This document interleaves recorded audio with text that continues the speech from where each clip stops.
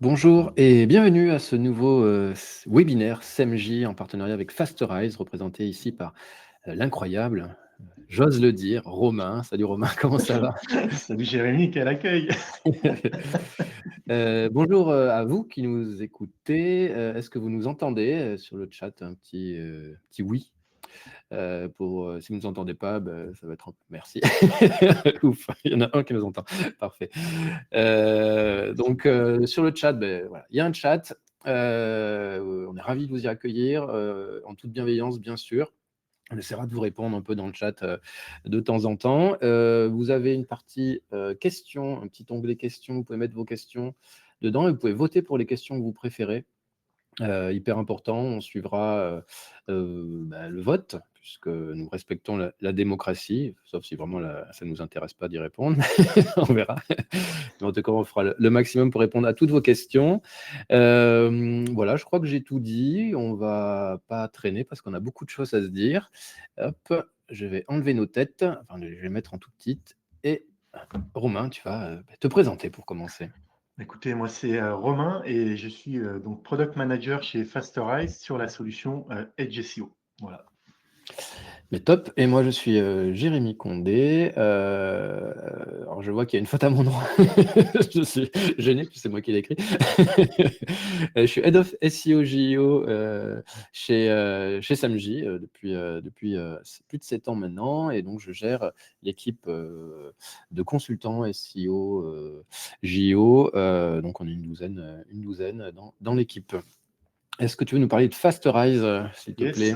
Alors Fasterize, on est éditeur de solutions SaaS, hein, nous depuis maintenant 12 ans. On a deux solutions historiquement dans la web perf, donc EdgeSpeed, qui permet d'améliorer la web perf de vos sites, hein, tout ce qui est Core Web Vitals pour les SEO, pour deux raisons simples, hein, l'expérience utilisateur de vos clients et améliorer, hein, pour les e-commerçants les paniers moyens. Et maintenant, il y a 3 ans, on a lancé une solution qui s'appelle Edge SEO, qui a pour ambition de redonner de l'autonomie aux consultants SEO. Top. SMJ, nous sommes qui? Nous sommes quoi? Nous sommes une solution alimentée par l'IA à fond, à fond, à fond, qui est destinée plutôt aux grandes entreprises, aux organisations mid-market dans le monde entier. Et l'idée, hein, c'est d'aider les équipes marketing à écrire plus, à écrire mieux et à écrire plus vite. Voilà qui nous sommes. Maintenant, on va entrer dans le vif du sujet parce que, comme je l'ai dit, on a beaucoup, beaucoup de choses à se dire. Nous allons parler du concept du fan-out, focus web perf et LLM, du chunk et fanine, vous allez voir, c'est passionnant, le Edge SEO, bien entendu, et Topic Cluster. Et puis après, on répondra à vos questions. C'est parti, Romain. Et avant tout ça, on va planter un petit peu le décor, hein, du search, parce qu'il y a quelques années, le search, c'était simple, hein, un moteur Google et une méthode, le SEO. Et après, tout s'est accéléré, Facebook, YouTube, on a eu l'iPhone et la révolution du mobile first. Le web s'est petit à petit, hein, finalement fragmenté. Ensuite, on a eu les Amazon, Booking, Airbnb, Instagram, des carrefours de trafic avec chacun ses propres règles. Les points d'entrée, hein, se sont multipliés. Le fameux Search Everywhere, hein, que vous entendez un petit peu partout. Aujourd'hui, TikTok, Pinterest, et maintenant, aujourd'hui, hein, ce qui nous fait tous trembler un petit peu, l'IA, ChatGPT, Perplexity, Claude, Gemini, Mistral, hein, pour les Français, et déjà les agents autonomes, hein, qui pointent le bout de leur nez. Aujourd'hui, on est entré, hein, dans une ère où les moteurs de recherche conversationnels explorent le web en ouvrant plusieurs requêtes à la fois pour construire la meilleure réponse possible. Les IA, elles utilisent un concept, hein, que Jérémy va vous présenter, le fan-out. Hop, eh bien c'est parti, je vais juste tourner, si ça veut bien tourner. Le fan-out, c'est quoi? Donc c'est un concept qui existe à travers un autre concept, qui est le fan-in, que je vais développer par la suite. Mais déjà, pour bien comprendre les définitions, le fan-out, c'est quoi? C'est vous poser une question à ChatGPT, à n'importe quel LLM, et il va déconstruire ce prompt en plusieurs sous-requêtes. OK, afin de bien comprendre l'intention de l'utilisateur et d'explorer différentes formulations, sources et modèles. Donc ça, c'est fondamental. Et ensuite, il y a la partie fan-in, c'est-à-dire que toutes les informations qu'il va récupérer dans le fan-out, eh bien, il va l'agréger pour vous fournir une réponse. Donc ça, c'est les deux concepts hyper importants. Donc, je donne un exemple. Je prends un prompt autour voilà, pourquoi la pizza à l'ananas fait-elle débat. Voilà, je ne sais pas si vous êtes des fans de pizza à l'ananas, mais je sais qu'il y a des tensions autour de ce sujet. Qu'est-ce qui va se passer? Eh ben, le LLM il va déconstruire ce prompt en plusieurs sous-requêtes. Donc ici, j'ai pris quelques exemples. Il faut savoir hein, que ce n'est pas toujours les mêmes sous-requêtes d'ailleurs qui va appeler. Il s'adapte. Mais en gros, il va appeler une pizza ananas controverse, une première requête. Puis après, pourquoi la pizza hawaïenne divise, l'avis des chefs italiens, et puis l'opinion publique, voilà, par exemple. Et le système, il va collecter des réponses sur chacune de ces requêtes, les réponses qui lui paraissent en tout cas les plus pertinentes pour l'utilisateur, pour répondre à l'utilisateur. Ensuite, il y a la partie fanine, donc les réponses qu'il a récupérées, il va les synthétiser, il va prendre ce qui l'intéresse, et après, il va faire sa réponse finale. Voilà.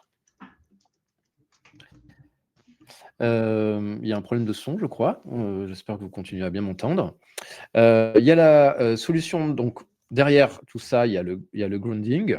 Donc, en gros, c'est ce qu'on appelle l'ancrage, hein, qui permet simplement c'est un processus en gros qui consiste à connecter la réponse générée par le modèle à des sources de données externes. Donc, en gros, le LLM va aller se connecter à Internet. Par exemple, s'il est connecté à votre cloud, à votre cloud, il va pouvoir aller chercher des réponses, etc., etc. Donc, en gros, ce qui va se passer, c'est que via le prompt utilisateur, le LM, en fait, il va avoir une réflexion. Et cette réflexion va le mener à est-ce que je lance un fan-out, donc des sous-requêtes, ou pas.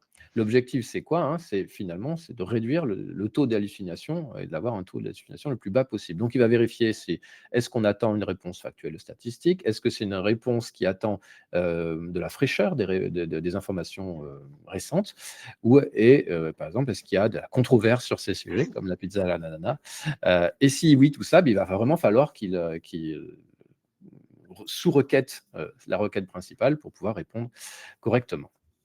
Donc, comment ça se passe? Je repars sur la pizza à l'ananas, bien entendu.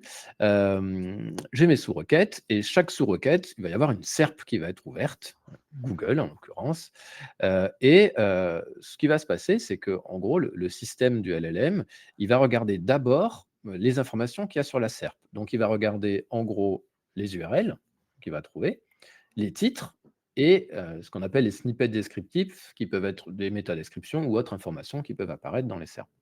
Là, c'est important, c'est parce que le LLM, en gros, les informations qui vont lui permettre de faire un choix de sources, elles sont déjà dans la SERP. Donc, il faut avoir toute cette partie-là plutôt bien optimisée. Donc, en gros, qu'est-ce qu'il fait? Il va s'appuyer sur différents critères, qui est donc la pertinence d'une snippet, donc l'information, le texte. Est-ce que dans ce texte, il y a déjà au préalable des bouts de réponse qui lui disent « Ok, je vais aller voir plus loin, je vais aller voir dans le texte, dans la source ». Il va vérifier si en effet la source elle est crédible ou pas. Donc en gros, est-ce que le site qu'il connaît, est-ce que lui il estime que c'est un site de qualité ou pas, ce qui va lui permettre de le choisir ou pas. Et puis après, ce qu'il apprécie aussi, le LM, c'est la diversité, c'est-à-dire qu'il n'attend pas que tout le monde donne la même réponse. Il attend de voir est-ce qu'il y a des réponses un petit peu différentes qui permettent de mettre un petit peu de nuance. Donc ça, c'est intéressant. Il faut noter hein, que lorsqu'il y a une SERP qui est ouverte, le LM, il ne va pas tout ouvrir. Il ne va pas aller ouvrir toutes les sources, tous les résultats. Donc, il va faire des choix. Et ces choix-là, ben, c'est sur ces choses que je viens de présenter. Donc, je donne un exemple sur le snippet le snippet descriptif. Donc, vous avez une sous-requête qui est là. Pourquoi la pizza hawaïenne divise? Donc, j'ai mon prompt, j'ai plusieurs sous-requêtes. Je prends cet exemple-là. Et dans la SERP, on peut avoir ce genre de snippets qui peuvent apparaître. Donc, le débat sur la pizza hawaïenne, typiquement, c'est un conflit qui oppose les puristes italiens à une culture mélange sucré-sacré, salé, pardon.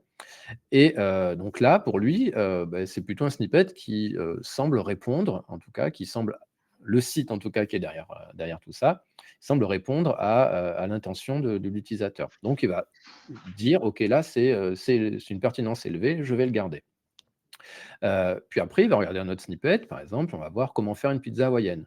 Donc là, c'est une recette, ça n'a pas de sens dans l'intention de l'utilisateur, ça n'y répond pas, donc il ne va pas le sélectionner. Après, il va tomber sur une étude qui montre que la pizza à l'ananas ça active des récepteurs umami. Donc c'est une étude scientifique, donc ça c'est intéressant pour lui parce que c'est un argument pour les pro ananas, donc il va se le mettre de côté. Ça ne veut pas forcément dire qu'il y a une pertinence élevée, mais en tout cas, il y a une pertinence modérée, donc il se la met de côté pour éventuellement donner la réponse ou pas. Et puis l'historique autour de la pizza à la hawaïenne, à l'ananas, pardon. Là, c'est intéressant parce que c'est vrai que la pizza, c'est italien, mais là, la pizza hawaïenne, c'est canadien. Donc, ça peut être intéressant dans sa réponse de l'expliquer. Voilà comment il va analyser ce genre de choses. Donc, pourquoi la pizza hawaïenne divise? Donc, on est toujours dans la sous-requête sélectionnée. Voilà la SERP à quoi elle ressemble au moment où, en tout cas, j'ai préparé le webinaire. On va avoir Géo, on va avoir la boutique du jetable, comme résultat Reddit, Europe1.fr. Et donc là, j'ai fait une petite expérience. J'ai demandé à Gemini et à ChatGPT de me noter sur 5 la fiabilité des sources de la SERP en question.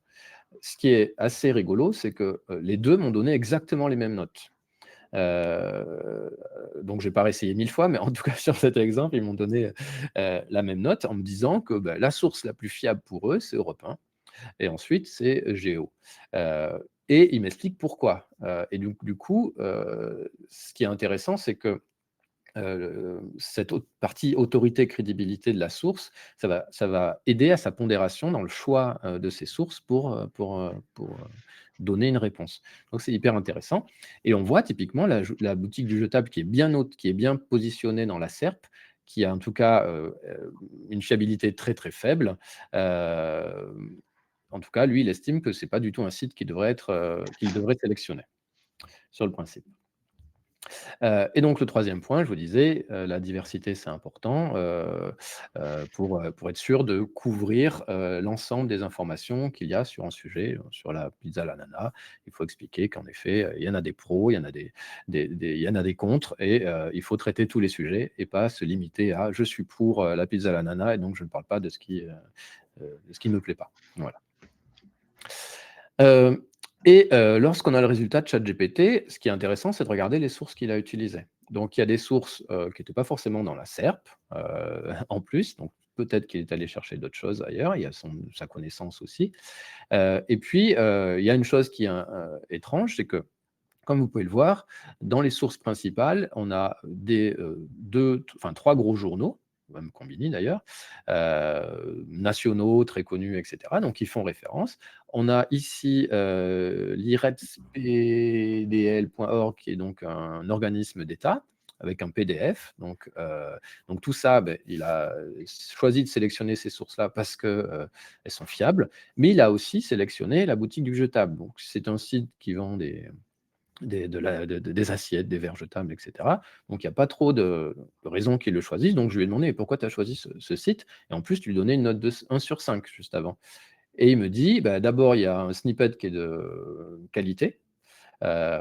Ensuite, il me dit que la visibilité, c'est-à-dire le classement dans la SERP, est élevé, donc pour lui, ça reste un bon choix». Donc, c'est-à-dire qu'il s'appuie finalement sur le choix de Google, il fait confiance à Google. Et puis facile d'accès, c'est-à-dire que le contenu, la page s'ouvre vite, etc.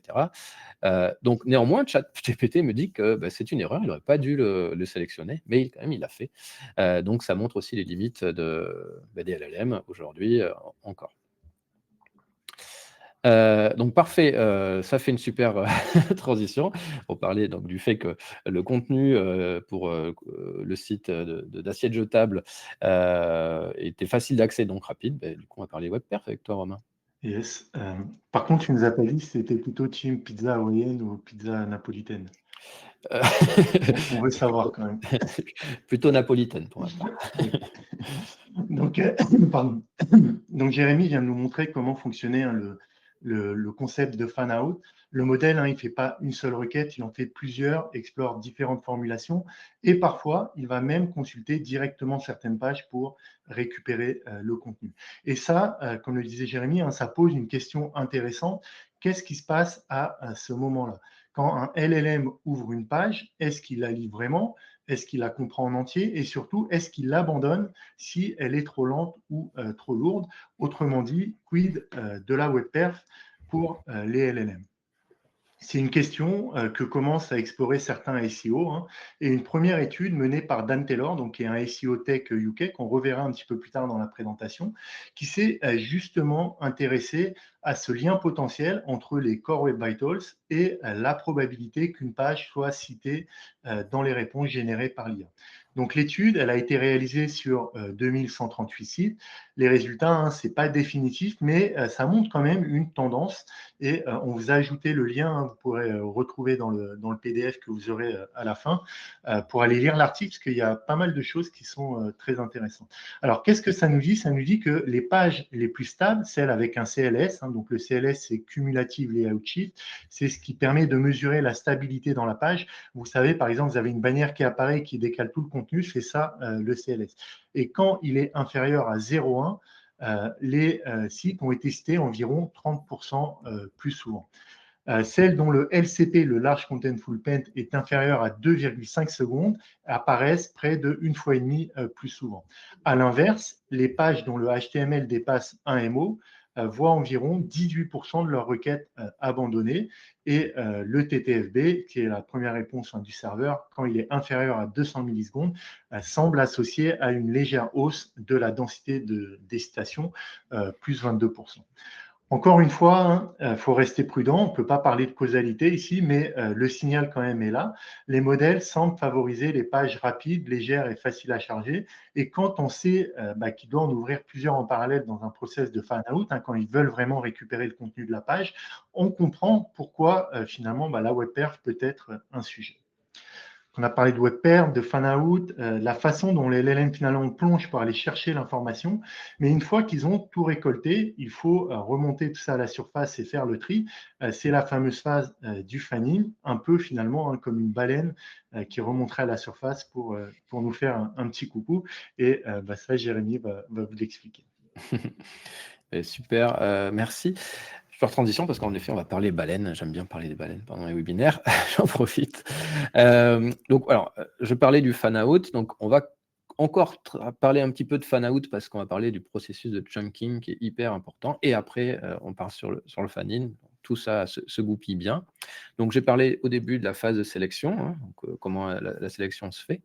Et puis après, donc, il va y avoir la partie chunking, c'est-à-dire que lorsque le LLM découvre une page, son contenu, il va le fragmenter, il va le découper en fragments, ce qu'on appelle de taille optimale, donc ça va dépendre des LLM. Je vais vous montrer un exemple juste après.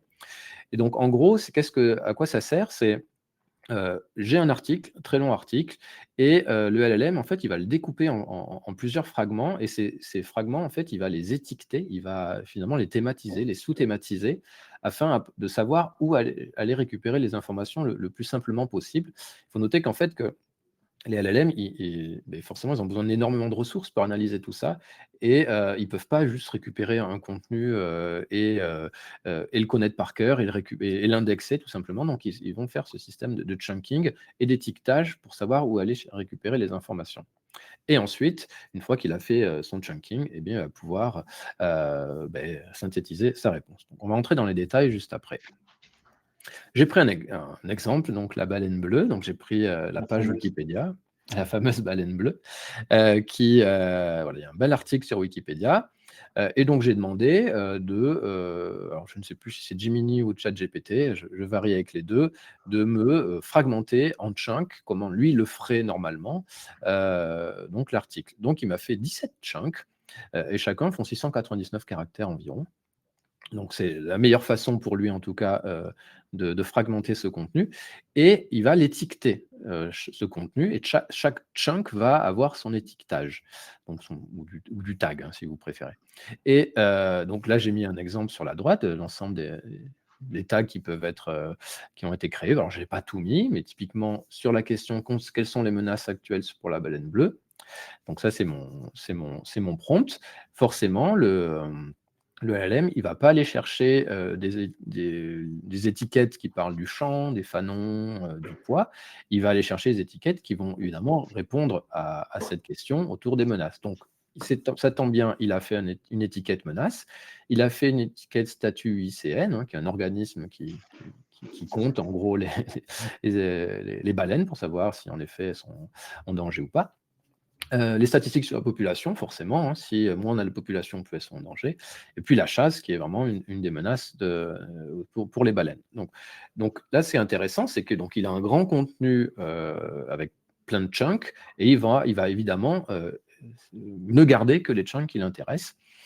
Donc, par exemple, sur la question quelles sont les menaces actuelles pour la baleine bleue, il va garder les chunks 1, 2, 15 et 16, donc lui, il les numérote, et il va ignorer tous les autres. Et ces chunks-là, ce sont des bouts de texte, et cela, il va pouvoir les synthétiser et faire une bonne réponse pour vous. Donc, la question, en réalité, une fois qu'on a compris que nos contenus étaient fragmentés comme ça, ce qui est important, c'est comment je fais pour avoir un chunking efficace. C'est comment je fais pour que le LLM, lorsqu'il va faire sa fragmentation, je m'assure que les chunks soient correctement étiquetés. Parce que si, en gros, dans votre chunk, vous avez une multitude d'informations qui se contredisent ou qui se répètent, etc., ça va être très compliqué pour faire l'analyse. Et donc, finalement, il risque de ne pas vous sélectionner. Donc, la première chose à faire, c'est de s'assurer que les titres qu'on va utiliser, ils vont être parlants. Parlant, ça veut dire quoi? C'est qu'au lieu de dire je veux parler des menaces, je fais un H2 ou un H1 menace, en fait, je vais faire un titre explicite, qui est finalement une sorte de synthèse de vos paragraphes ensuite. Souvent, en webinaire, j'ai dit que c'était toujours intéressant d'avoir une synthèse de vos parties, de vos sections. Mais en fait, cette synthèse, elle peut très bien finalement être votre titre, parce que votre titre, il va donner les informations qui vont permettre de bien étiqueter votre contenu. Donc, typiquement, au lieu d'avoir menace, on va parler des dangers de la baleine bleue, les collisions navales, le PCB, qui est un élément chimique très nocif, et perturbation de la communication acoustique, par exemple. Donc ça peut être votre titre, qui est très parlant à la fois pour l'IA, mais aussi pour l'être humain, parce qu'il ne faut pas oublier qu'il y a des humains qui lisent, bien entendu. Et ensuite, pour aider au chunk, vous allez faire une idée paragraphe, par paragraphe. Vous vous bornez à ça, donc typiquement, vous allez avoir paragraphe 1, ça va parler des collisions, le deuxième va parler des piégeages, le troisième, pollution sonore, et le quatrième, par exemple, des PCB. Vous vous organisez correctement, vous avez un contenu avec une hiérarchie logique qui va être représenté finalement par vos H2, vos H1, etc. Et vous n'hésitez pas, ça marche très bien, c'est de faire des listes ou des tableaux. Donc typiquement, là, ça parle de baleine bleue, par exemple. Vous pouvez faire un tableau sur les sous-espèces de baleines bleues et où elles se trouvent dans les océans, où est-ce qu'elles vivent, pardon. Donc ça peut être intéressant et ça permet aussi de mieux structurer, de mieux comprendre le contenu pour les LLM.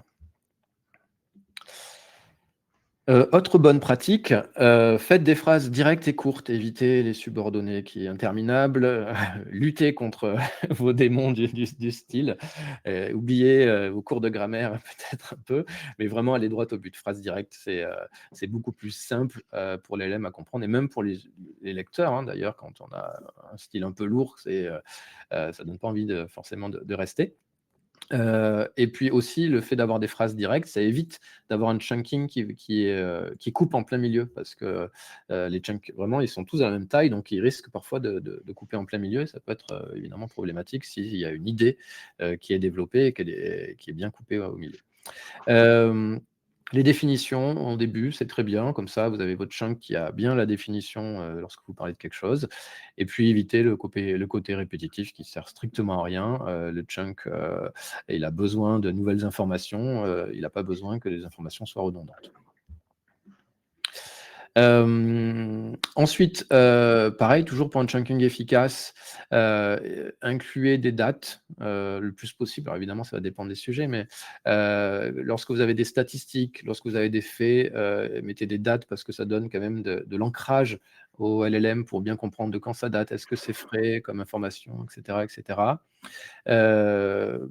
Mentionnez toujours vos sources et des sources de qualité. Si vous mettez mon blog, merci, mais vraiment, ça ne va pas vous aider. Donc, allez chercher des sources sur l'UICN, typiquement, ça sera beaucoup plus d'intérêt, des sources gouvernementales, Wikipédia aussi, c'est très, très bien. Et puis, mettre les faits en évidence, bien entendu. Ça permet, donc avec du graph, typiquement, ça permet aussi au LLM de s'appuyer, parce que comme il récupère le HTML, ça permet au LLM de savoir ce qui est important ou pas. Ça peut aider. Hop. Et quid de la fraîcheur, hyper important, on le dit pas assez, peut-être, ou peut-être qu'on le dit trop, ça dépend, mais vraiment la fraîcheur, ça influence la sélection des sources. Donc si vous avez un contenu qui est vieillissant, qui est pas très à jour, et cetera, le LLM va pas être très intéressé. Il veut les dernières informations, parce qu'en fait, les anciennes informations, il les a dans sa base de connaissances. Donc lui, ce qu'il veut, c'est aller chercher des informations qu'il n'a pas. Et donc, l'intérêt, c'est que ça soit vous qui lui donniez. Donc, hyper important d'être bien à jour. Et puis, ça va aider aussi à la pondération de la hiérarchisation de la synthèse, en fait. Évidemment, il va mettre les informations nouvelles et plus importantes en début, et puis si donc il vous cite ou il vous mentionne, vous aurez votre marque ou un lien, et ça, c'est hyper intéressant. Donc, n'hésitez pas, vraiment, ça joue beaucoup. On l'a déjà vu, nous, avec pas mal de clients. Et puis, pour finir, juste, on entend très souvent le principe de RAG. Alors, j'aurais peut-être dû le mettre dès le début, mais maintenant que je vous ai bien expliqué comment ça fonctionne, fan out et j'espère l'avoir bien expliqué, fan out et fan in. Donc, le fan in va vous permettre de générer à la fin une synthèse. Et tout ça, en fait, derrière, il y a une architecture qui s'appelle le RAG. Donc, ça part du prompt. Et en fait, le RAG, il va donc lancer le fan out, le chunking. Ensuite, il va faire un prompt, en fait, avec des instructions pour synthétiser la réponse, qui va reprendre la question de l'utilisateur et qui va chercher les chunks. Donc là, on est sur l'augmentation. Donc, on a une question, donc comment on fait pour répondre? Donc, on est dans la partie augmentation. Et puis après, il y a la génération, hein, toute la partie fan-in, c'est comment, sur la base des chunks qu'on a récupérés dans la partie augmentation, on fait une synthèse pour générer une réponse. Et maintenant, on passe au Edge SEO, Romain. Yes. Merci, merci Jérémy pour toutes ces informations. Alors, je vais juste repasser là avant. J'aimerais vous poser une question très simple. Dans la salle, vous savez, Jérémy vous a donné beaucoup d'infos. Peut-être que vous allez repartir et vouloir tester plein de choses tout de suite pour voir un petit peu les impacts. Mais êtes-vous plutôt dans la team qui déploie ses recommandations en quelques minutes ou celle qui attend des jours, des semaines, voire des mois pour ajouter un simple texte SEO sur une page catégorie? C'est exactement le sens de cette phrase, hein. Dans ce nouvel écosystème IA, la vitesse de déploiement de vos recommandations SEO et la mise en place d'une démarche de test and learn ne sont plus un luxe. C'est vraiment ce qui fera la différence. Et je peux vous assurer, on rentre de Brighton, en Angleterre, où AI Overview a déjà été déployé. Et quand il va être lancé en France, qu'un jour ça finira bien par arriver, hein, ça va swinguer, hein, parce qu'il y a beaucoup de mouvements en Angleterre, de perte de trafic, etc. Alors n'attendez pas, hein, pour vous mettre en mouvement, commencez dès maintenant. Qui dans la salle, qui plutôt derrière l'écran, a déjà entendu parler du concept de Edge SEO? Je vais vous laisser répondre. Hop. OK. Mais la vraie question qu'on doit se poser réellement, c'est combien d'entre vous peuvent déployer une recommandation SEO sans passer par un ticket Jira, un sprint de dev ou une validation DSI? À mon avis, il n'y en a pas grand monde ici. Hop. Alors, c'est quoi le concept de Edge SEO? Vous voyez ce grand barbu au milieu, là, en photo, c'est Dan Taylor. C'est le fameux SEO Tech UK qui a réalisé l'étude que je vous ai présentée tout à l'heure. C'est lui qui a popularisé en 2018 le concept de Edge SEO. À l'époque, il avait une intuition très simple. Et si, en tant que consultant SEO, je pouvais déployer mes recommandations SEO sans dépendre de mes équipes de dev? Et si on pouvait avoir l'équivalent finalement d'une solution comme A/B Testy ou Caméléon, que les équipes marketing utilisent déjà depuis des années pour s'affranchir des équipes IT, pour tester, apprendre et itérer. Edge SEO, c'est exactement ça, mais pour les consultants SEO. C'est la capacité de déployer vos recommandations SEO de manière autonome, en temps réel, et de valoriser in fine votre expertise métier sans attendre qu'un sprint ou un ticket partent en dev. C'est la plus grosse frustration, moi, que je vois au quotidien quand j'échange avec les SEO, c'est ça, c'est vous avez des belles roadmaps, des belles idées, des belles stratégies, mais malheureusement, une grande partie d'entre vous n'ont pas les bons outils pour pouvoir les déployer de manière autonome. Pour information, c'est un concept aussi qui est WebPerf friendly et nous, chez Fastorize, ça nous tient évidemment à cœur. On est une solution WebPerf parce que toutes les modifications, toutes les optimisations que vous allez faire en SEO, elles vont se faire côté serveur sans un script JS, hein, comme on peut les avoir avec les solutions d'A/B testing.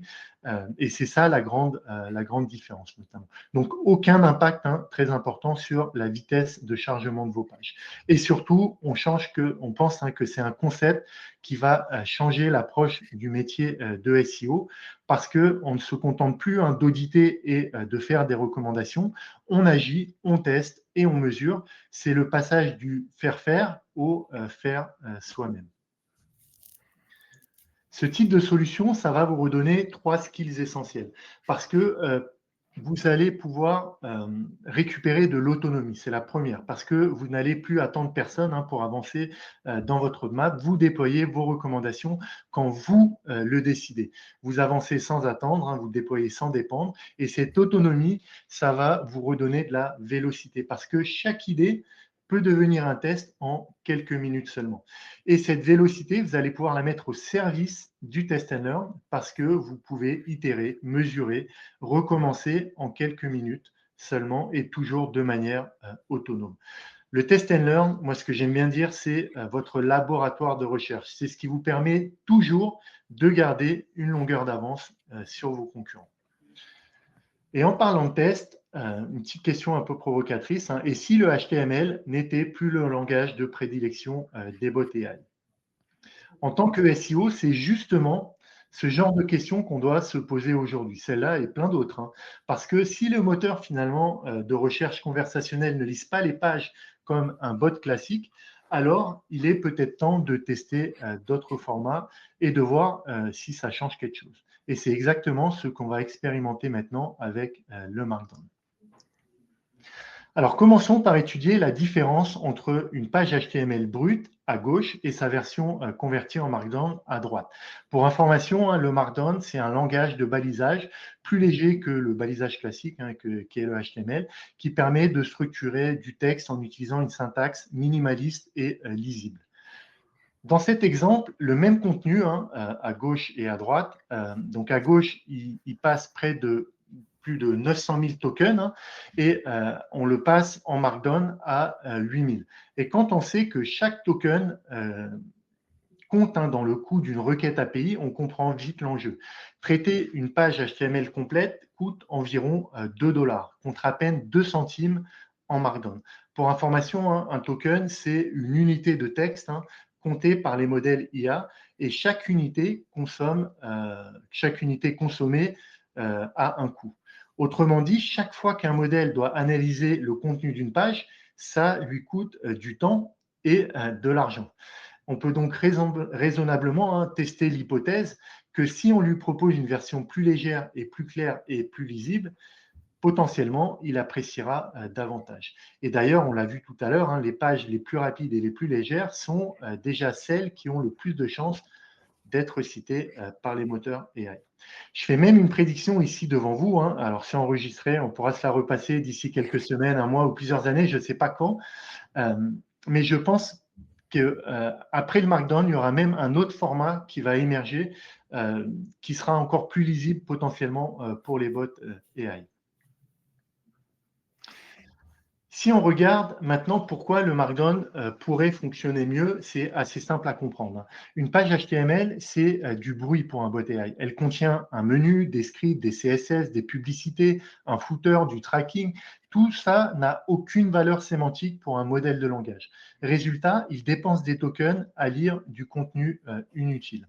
Le Markdown, lui, c'est du signal pur. On ne garde que la structure logique, les titres, la liste, les tableaux, le texte essentiel. C'est un format beaucoup plus lisible que les modèles comprennent naturellement et qui limite les erreurs d'interprétation ou les hallucinations. D'ailleurs, souvent, quand on fait des prompts sur ChatGPT ou dans les GPTs, une des bonnes pratiques, c'est de formater le prompt avec aussi du Markdown. En clair, le contenu Markdown, c'est un contenu prêt à être compris, pas juste à être crawlé. Et je vais vous montrer avec Edge SEO à quel point c'est simple de pouvoir transformer vos pages en Markdown. Donc, je vais vous partager mon écran 2 minutes. Hop. Donc, ce que vous voyez à l'écran, c'est la solution Edge SEO. Et à partir de, voilà, vous avez un panel d'applications sur lequel vous pouvez répondre à toutes vos problématiques du quotidien en SEO. Et là, on va utiliser l'application recommandation SEO. Donc, la recommandation est déjà en place. Et on va aller donc sur cette page. Cette page HTML, on va… alors, il n'y a plus de son ou il n'y a que vous, Louisa? Toi, tu m'entends, Jérémy? Parce que Moi, je t'entends très bien. Ouais. Ok, donc ça doit être un problème. Ok, bon, je continue. Donc, il y a donc cette page qui est au format HTML. Donc, si je fais voilà, ça, par exemple, hop, vous allez voir, c'est tout ce contenu-là qui n'est pas forcément utile pour donc les LLM. Donc, ce qu'on va faire, c'est qu'on va décider, alors là, c'est un peu arbitrairement, hein, de récupérer uniquement le titre, la première description et la description ici pour la transformer en Markdown et la communiquer uniquement quand c'est un bot AI qui vient consulter la page. Donc là, j'ai ciblé la page. On peut évidemment cibler toutes les pages produits, toutes les pages catégories, ce que vous voulez. Et ensuite, on va utiliser une recette qui s'appelle HTML to Markdown, où on va cibler via des sélecteurs CSS les contenus qu'on veut transformer en Markdown. On peut aussi récupérer les métadatas, tout ce qu'il y a dans le head de la page. Ici, je ne l'ai pas fait, c'est juste pour la visibilité, mais moi, je vous invite quand même à le faire parce que souvent, on a les données structurées et ça peut être utile quand même de les conserver. Donc maintenant, je vais me faire passer pour un bot AI. Voilà, à l'aide d'un petit plugin qui s'appelle ModEditor. Je réactualise la page. Hop, voilà, et vous voyez, donc maintenant, on n'a qu'un contenu en Markdown, donc beaucoup plus léger, beaucoup plus lisible pour un LLM. Et un petit coucou Senji, ça c'est juste pour vous montrer qu'à partir de la solution, vous pouvez aussi injecter des contenus qui seraient peut-être spécialisés pour le LLM. Les résumés, les FAQ, enfin, ce genre d'éléments, vous pourriez faire des tests voilà, pour voir si c'est mieux pris en compte et si vous avez plus de chances à la fin d'être cité par les moteurs de recherche.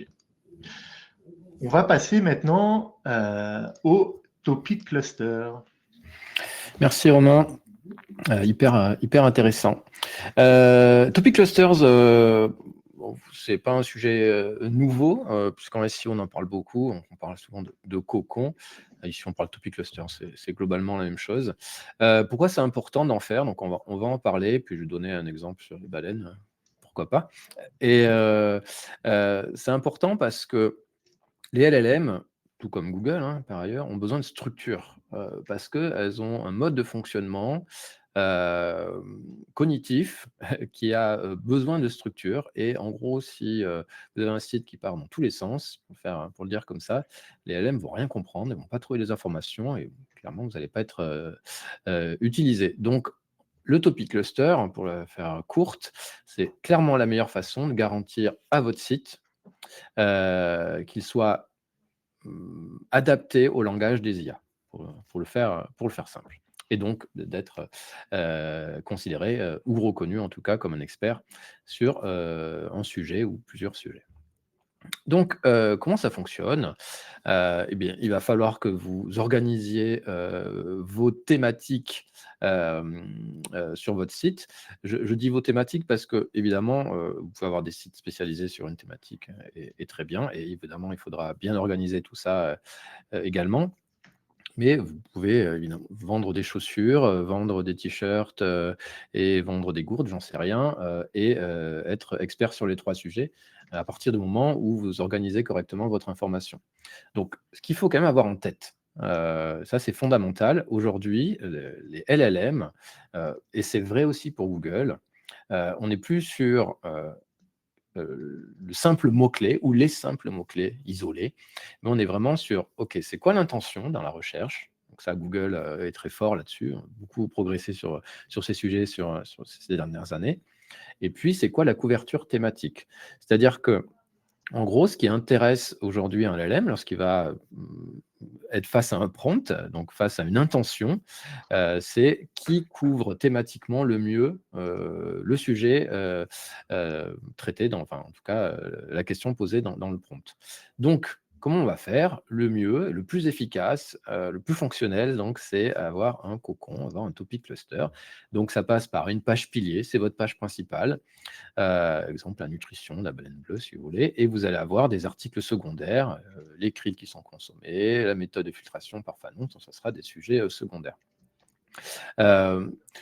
Donc ça, c'est la première chose. Donc ça va bien aider pour la partie fan-out, bien entendu. Ensuite, comment vous allez faire pour développer votre autorité thématique? Bien, la seule façon de faire aujourd'hui, c'est bien entendu de traiter votre thématique de façon hyper exhaustive, donc à travers plein d'articles extrêmement spécialisés. Donc votre page pilier, en réalité, ça va plutôt être une page qui va être un petit peu superficielle. Vous allez traiter tous les sujets, mais de façon superficielle, sans entrer dans le vif du sujet. Et en gros, ça va être un peu votre sommaire. Et toutes vos pages secondaires vont permettre d'aller un peu plus au fond de chaque sujet, chaque sous-requête, afin d'augmenter comme ça votre source d'autorité et de la pondérer au maximum. C'est comme ça que vous allez pouvoir augmenter la note dont je parlais, que j'ai demandé à ChatGPT et Gemini. Et puis surtout, en ayant un bon maillage, et en ayant une bonne structure, vous faites des économies de crawl. Enfin, les LLM et Google font des économies de crawl, puisque les liens entre les sujets permettent tout simplement de mieux comprendre la structure de votre site et de ne pas aller dans tous les sens et de tout devoir reclasser, etc., etc.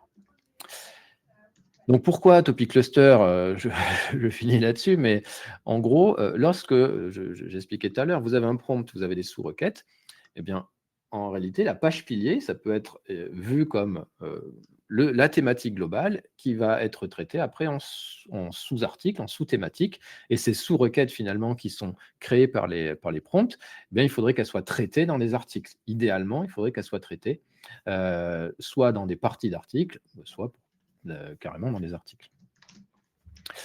Alors, il y a des avantages à faire tout ça, de vrais avantages. D'abord, je le disais, vous allez augmenter le score d'autorité. Donc, votre autorité sémantique va être décuplée parce que vous traitez tous les sujets. Vous êtes exhaustif, vous êtes encyclopédique, si je puis dire. Donc, votre contenu sera priorisé par le RAG. Ensuite, ça va optimiser le chunking aussi, puisque l'étiquetage va être beaucoup plus efficace, beaucoup plus précis. Et donc, les synthèses permettront de filtrer le bruit, donc il y aura moins de problèmes, en tout cas de moins d'hallucinations.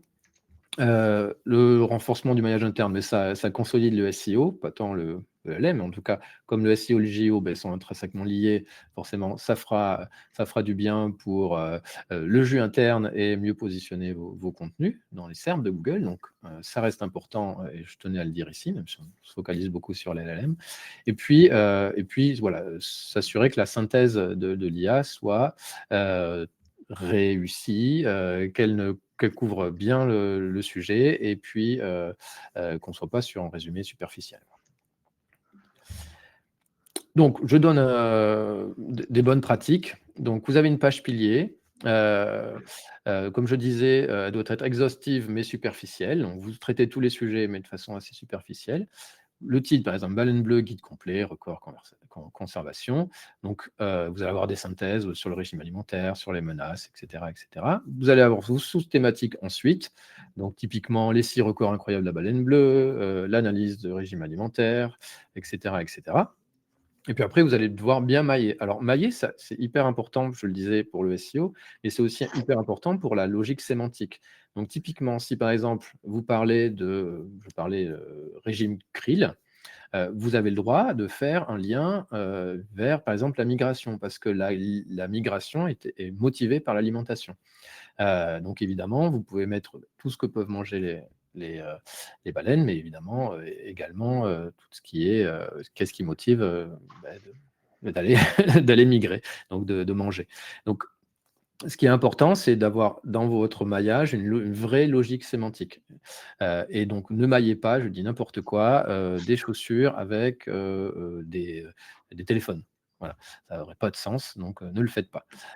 Mais vous ne vous empêchez pas de faire du maillage entre des chaussures et des bottines. J'en sais rien. Ensuite, j'ai donné pas mal de conseils sur comment on écrit, comment on rédige. Donc ça, c'est hyper important que vos contenus appliquent les bonnes pratiques de rédaction que j'ai présenté tout à l'heure. Et puis, donc, l'autorité et la preuve. Donc, faites référence aux études scientifiques quand vous avez des sujets. Vous avez le droit d'avoir vos propres études, vous avez le droit d'avoir vos propres chiffres, et même les LLM vont beaucoup aimer parce que vous allez donner des informations supplémentaires qu'elles ne connaissent pas. Donc, vous ne privez pas. Vous avez certainement beaucoup de data dans vos entreprises, mais utilisez-les si vous pouvez, bien entendu. Les LLM apprécieront d'autant plus. Donc voilà, à quoi ça peut ressembler. Vous avez la baleine bleue, on découpe des sujets, donc j'ai pris cela, biologie, écologie, conservation, et cetera. Et puis chaque sous-sujet, chaque sous-thématique, c'est dur à dire, va Sachez. avoir beaucoup de che, va avoir donc des sous-sujets. Donc là, j'en ai pris 3, il faut en avoir beaucoup plus, hein. Les 6 records, je parlais, morphologie, plongée et graisse, et puis là, les menaces, le réchauffement climatique, les collisions, et cetera. Donc, vous pouvez structurer comme ça. Et puis, il existe un monde où vous pouvez avoir encore des sous-thématiques, pourquoi pas, si c'est justifié. L'objectif, c'est d'être exhaustif et bien structuré dans votre information. Et voilà, pour moi. Et justement, enfin, Jérémy parlait des cocons sémantiques et tout, et moi j'ai une petite idée à vous soumettre là, pour terminer, c'est exploiter vos pages à facettes pour générer justement des pages pour vos cocons sémantiques GeoReady. Donc je vais vous montrer comment on fait ça, hein, la logique. Donc d'abord, l'idée c'est, on a posé une question, voilà, une première question sur ChatGPT, hein, quel équipement pour surfer en Normandie l'hiver. Donc, on récupère les fan-out, comme Jérémy l'a expliqué tout à l'heure. Ensuite, on va analyser les questions et surtout détecter les correspondances avec nos pages à facettes. Donc, les pages à facettes, hein, pour rappel, peut-être que tout le monde ne sait pas ce que c'est une page de listing produit sur laquelle on va filtrer via des facettes, donc par exemple la marque, la couleur, ce genre de critères-là, pour avoir que les produits qui répondent à nos facettes. Donc, ici, on peut finalement se dire, des fois, sur des pages catégories, on va avoir des résultats avec des pages à facettes qui vont matcher à des questions qu'on a récupérées finalement dans les fan-out. Et un exemple, hein, qu'on peut corréler à une page à facettes dans l'exemple que je vais vous montrer après, c'est par exemple quelle combinaison de surf pour surfer l'hiver en Normandie. Ensuite, vous produisez vos contenus avec SEMJ, donc tous les contenus que vous avez besoin de produire pour mettre dans la page, hein, des textes SEO, des titles, des métadescriptions, des FAQ, enfin vraiment tout ce dont vous avez besoin. Vous les déployez automatiquement dans Edge SEO. Et ensuite, comme le disait Jérémy à la fin, vous reliez bien toutes ces pages-là entre elles de manière logique pour que le LLM voit un ensemble qui représente un cocon qui soit tout logique. Ensuite, vous pouvez en plus les transformer en Markdown, hein, comme je disais tout à l'heure, pour que ce soit plus lisible à lire, et envoyer toutes ces URL dans un segment. Donc, je vais vous partager mon écran maintenant pour vous montrer un petit peu concrètement comment ça marche. Donc là, c'est la page du site Quicksilver que vous voyez à l'écran. Et donc ça, c'est la page finale. Donc c'est la première page que je voulais vous montrer avec donc des combinaisons de surf et surtout une facette 5,4 mm. Donc c'est l'épaisseur des combinaisons, hein, pour ceux qui connaissent un petit peu. Donc plus elles sont épaisses, plus vous allez pouvoir aller dans de l'eau froide. Donc ça correspond finalement à une page que je pourrais utiliser dans mon concours sémantique si je veux répondre à la question quelle combinaison de surf utiliser pour surfer l'hiver en Normandie, parce que les produits répondent finalement à cette intention de recherche. Cette page-là, je l'ai transformée et je l'ai pimpée, hein, pour cette requête-là, en modifiant le H1, en mettant un texte SEO, en mettant du maillage interne, évidemment en allant aussi modifier le title, la métadescription, la canonical, tous les tags voilà, fondamentaux pour le SEO, pour pouvoir ensuite l'intégrer dans mon cocon pour me positionner là-dessus. Comment je fais ça? Très rapidement, hein, encore, avec Edge SEO. La première chose, c'est que les contenus que vous avez générés sur SEMJ, vous allez les importer dans une base de données interne, hein, sur data, on appelle ça data storage chez nous, pour pouvoir les utiliser. Donc là, vous avez tous les contenus qui ont été générés au préalable avec SEMJ et qui ont été importés.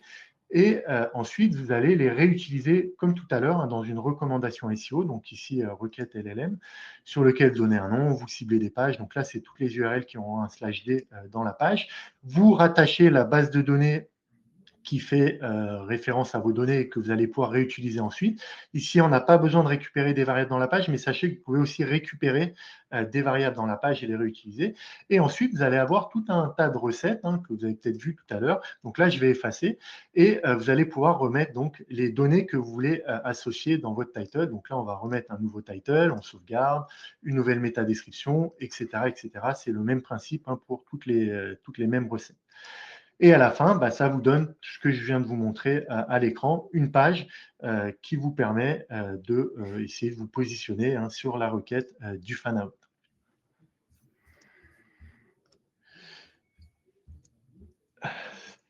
Eh bien, c'est la conclusion. On va pouvoir passer aux questions.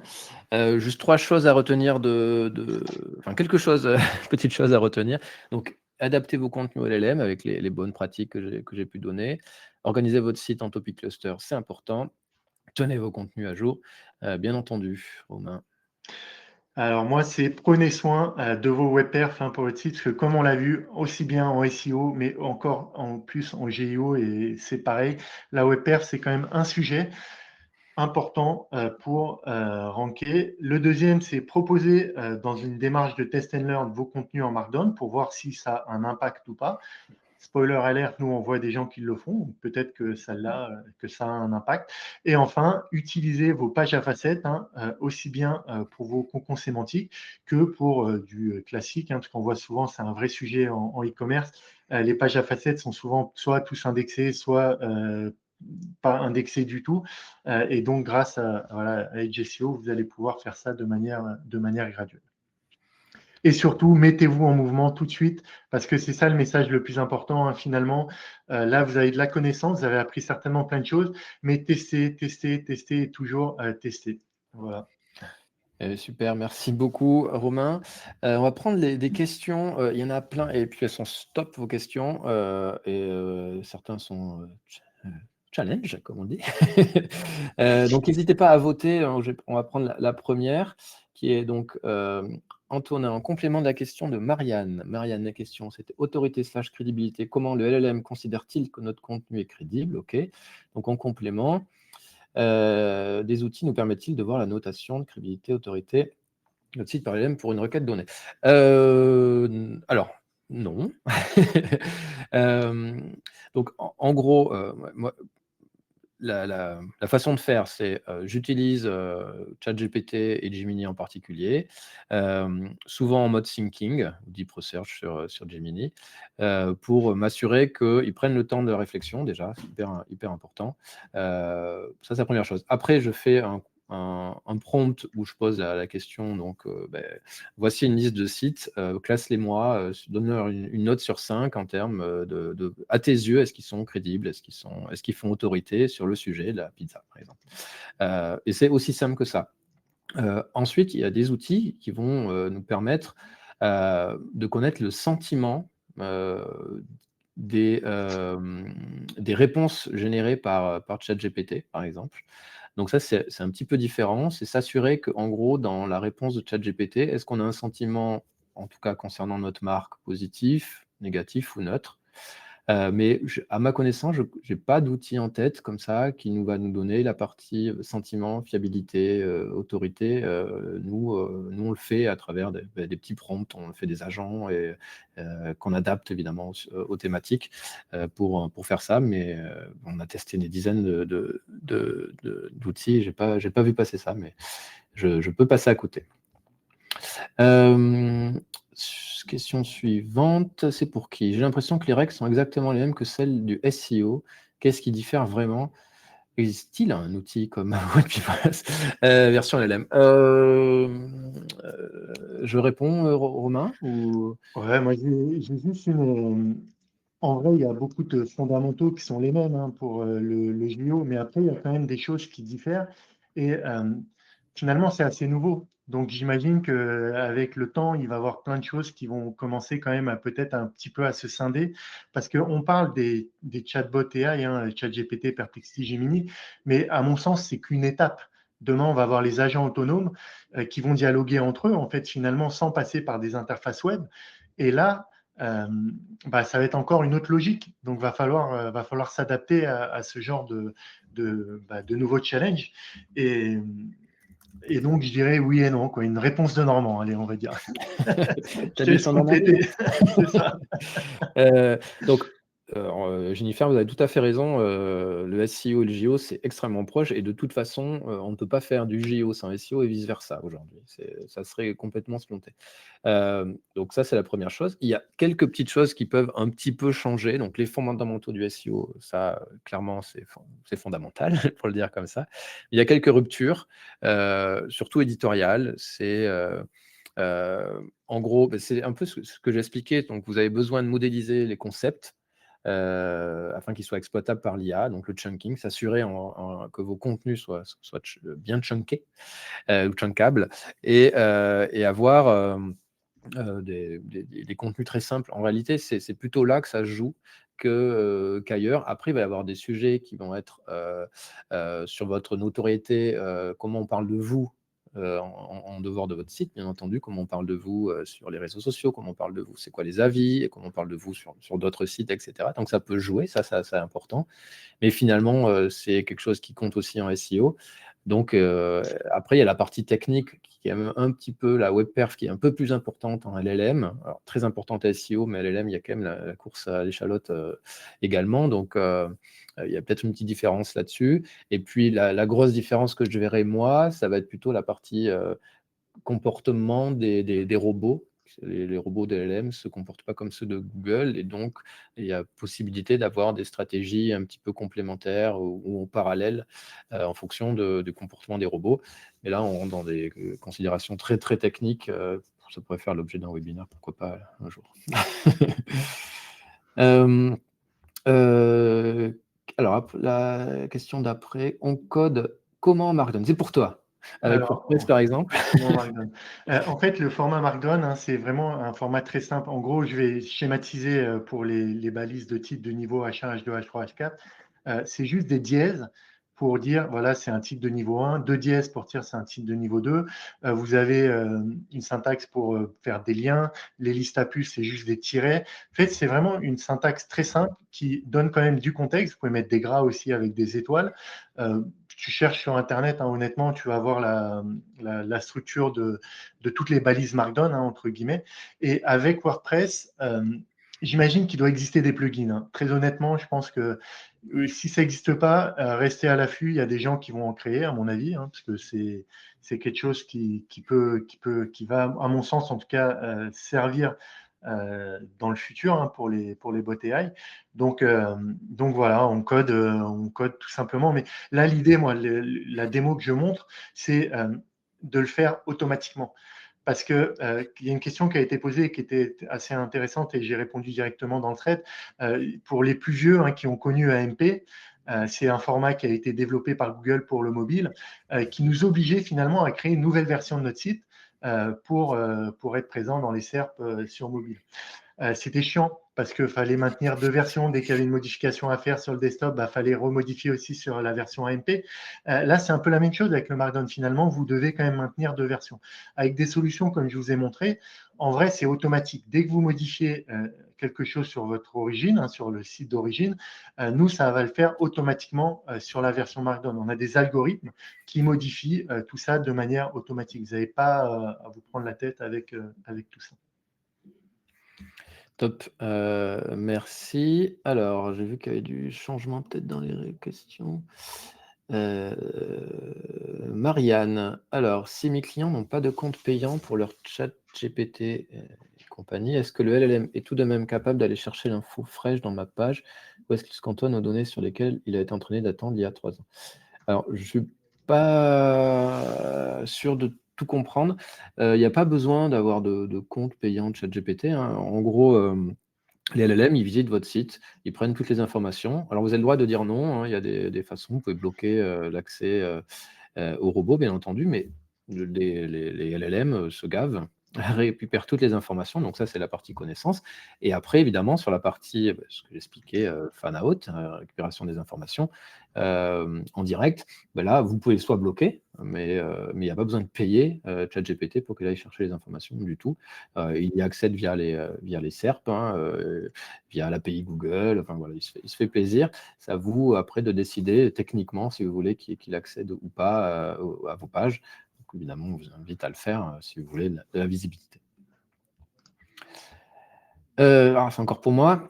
Le topic cluster ne présente-t-il pas un risque de cannibalisation SEO, étant donné que plusieurs pages peuvent partager des mots-clés, informations similaires, même à différents niveaux de détail? Alors si c'est pas très bien fait, oui. Donc en effet, un topic cluster, c'est ça qui est intéressant. Aujourd'hui, topic cluster, il y a des solutions évidemment pour automatiser, pour aider à structurer, etc., etc. Mais il faut toujours un regard humain pour s'assurer que, en effet, il n'y a pas de redite, qu'il n'y a pas de risque de cannibalisation en SEO. Et qu'en effet, ce ne soient pas les bonnes pages qui ressortent ou qui ne ressortent pas du tout. La cannibalisation, ça peut évidemment nuire à la qualité de votre indexation, en tout cas de votre positionnement dans les SERP. Donc en effet, il y a un risque, il faut juste être extrêmement prudent et s'assurer que vous n'empiétez pas sur les sujets sur le même sujet d'une page à l'autre. Vous allez avoir des pages qui vont être spécialisées, et puis vous allez avoir des pages un peu au-dessus qui vont être moins spécialisées, un peu plus superficielles, et là, vous évitez évidemment tout problème de cannibalisation. Est-ce que la page Wikipédia aide à se positionner sur les LLM? Alors, je ne sais pas sûr de... Moi, Donc, je dirais en gros sur des critères d'autorité. C'est quand vous avez des liens qui arrivent de Wikipédia, ça renforce un peu votre autorité. Donc, d'une certaine manière, vu que c'est important pour les LLM, en fait, le LLM, lui, il veut répondre correctement. Donc, il veut s'assurer à chaque fois que les sources qu'il va citer soient bonnes. Parce que c'est important, c'est la crédibilité finalement de tous ces outils-là. Donc, en tout cas, moi, je dirais d'une certaine mesure, ça peut avoir un impact quand même d'avoir des petits liens quand on est d'avoir des petits liens depuis Wikipédia, quoi. oui, je suis pas sûr que... Enfin, je Mais sais c'est pas... peut-être pas ça, ouais, La question, enfin, peut-être que est-ce que c'est la page Wikipédia de votre marque? Est-ce qu'elle aide? C'est peut-être ça la question. Donc oui, dans tous les cas, mais alors, oui, ça va vous aider à vous assurer qu'on parle bien de vous, parce que c'est vous qui gérez votre, votre page Wikipédia normalement. Mais c'est vrai que c'est plutôt le lien qui va aider, mais encore une fois, c'est pas non plus c'est pas ça qui va changer la donne, clairement, d'avoir une page Wikipédia. En revanche, sur votre marque, en revanche, si d'autres pages envoient des liens vers vous, si ça peut être intéressant pour le coup, comme tu l'expliquais, Romain. On va déborder un petit peu. Éviter le contenu répétitif. Est-ce que cela ne se contredit pas vs les bonnes pratiques du SEO classique? Camille, éviter, j'ai dit ça peut-être, oui, je ne me rappelle plus dans quel contexte je l'ai dit, mais ça avait l'air intéressant. Contenu répétitif, donc oui, il faut l'éviter. Ah oui, je comprends, oui. Donc, dans les paragraphes, en effet, d'éviter de revenir sur les mêmes sujets, etc., etc. Donc, l'idée, c'est un paragraphe, une idée. Une fois que l'idée est traitée, vous ne revenez pas dessus. C'est ça que j'ai essayé de dire et que j'ai mal exprimé. C'est plutôt, voilà, c'est vous avez une idée, vous avez un paragraphe, vous allez bien l'expliquer, et puis après, vous ne revenez pas dessus. Alors, vous pouvez faire une mention, bien entendu, comme j'ai dit plus haut, mais l'objectif, c'est vraiment une idée, un paragraphe. Comme ça, vous avez votre chunk qui est bien efficace. Est-ce qu'il y a eu des nouveaux votes? Donc, il y a beaucoup de questions pour moi.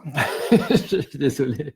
pas de problème, t'inquiète. Moi, j'ai répondu, il y a moins de bots dessus, mais j'ai répondu au fur et à mesure. Ok. Donc, La manière d'un LLM de comprendre le contenu change vis-à-vis d'un moteur de recherche classique, mais j'ai l'impression que les solutions sont très similaires au SEO classique. Y a-t-il de grosses différences? Non, comme on disait tout à l'heure, bien appliquer les conseils éditoriaux, contenu simple, une idée par paragraphe, ça c'est fondamental, mais ça sera aussi très efficace pour le SEO. Il faut bien avoir aussi en tête ce qu'on ne dit pas. Alors d'abord, il y a AIO et AIMod qui vont pas tarder à arriver en France, donc on sera vraiment sur un univers Google très LLM. Mais de toute façon, aujourd'hui, la façon dont Google appréhende les sites, il a une appréhension très LLM. Il y a un nouvel algorithme dont je viens de perdre le nom qui est arrivé en juin, qui fonctionne très comme les LLM, tout simplement. Mureva, Donc, peut-être? pardon? C'est ça, Mureva, ouais. peut-être? Mureva, exactement. Donc, clairement, oui, ce que vous ferez bien pour les LLM, ça sera bien pour Google, dans tous les cas. Allez, on prend une dernière question. On prend une question pour toi. Allez, vas-y. Ah, mais tu as déjà répondu. Ah oui, tu as répondu directement. Eh ben, ça sera une dernière question. À quelle mesure les LLM prennent-ils encore en compte la polarité d'un site via le netlinking? Sont-ils capables de distinguer des backlinks naturels? Ah, très bonne question. Et de stratégies artificielles lorsqu'ils évaluent l'autorité d'une source. Alors, les LLM, ils apprécient ils tendent à apprécier l'autorité des sites à travers la mention des marques donc sur les sites externes.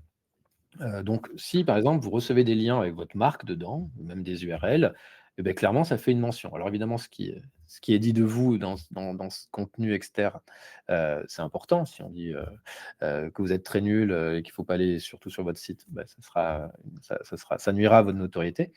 Mais clairement, ça compte en effet le netlinking pour votre popularité. Et puis ce qui compte aussi, et aussi de plus en plus pour Google d'ailleurs, c'est juste être mentionné sans lien, que votre marque soit mentionnée. Alors historiquement, en SEO, ce qu'on faisait, si par exemple vous vendiez des chaussures Jordan, ben, vous veilliez à faire des liens chaussures Jordan ou un peu de long traîne, chaussures Jordan rouges en 43. Ce qui est important, évidemment, ça va être la mention de votre marque pour les LLM et ça va conduire à votre popularité, à votre notoriété. Voilà. Est-ce qu'ils sont capables de distinguer des backlinks naturels plutôt qu'artificiels? Très honnêtement, non. Pas à ce stade, en tout cas. Tout comme Google, si c'est bien fait, c'est OK. Si c'est mal fait, ben, comme Google. En tout cas, Google, lui, il risque de vous pénaliser. Les LLM, à ma connaissance, ils n'ont pas encore ce niveau de connaissance. En tout cas, ils ne cherchent pas à attaquer ce sujet ils ont beaucoup d'autres choses à faire. Voilà. Désolé, on n'a pas le temps de répondre à tout. Donc, si vous voulez, vous pouvez nous contacter sur LinkedIn pour qu'on réponde à vos questions, celles qui n'ont pas été répondues, ou si vous en avez d'autres, bien entendu. Merci beaucoup d'être resté jusqu'au bout. Merci beaucoup d'être venu. Et surtout, merci beaucoup, Romain, pour ton travail et ta sympathie. Merci à toi, Jérémy, pour l'invitation. Et comme l'a dit Jérémy, n'hésitez pas, si vous avez des questions, à me contacter sur LinkedIn. Et voilà, j'y répondrai avec grand plaisir. Parfait. Merci beaucoup. À bientôt. Au revoir. Au revoir.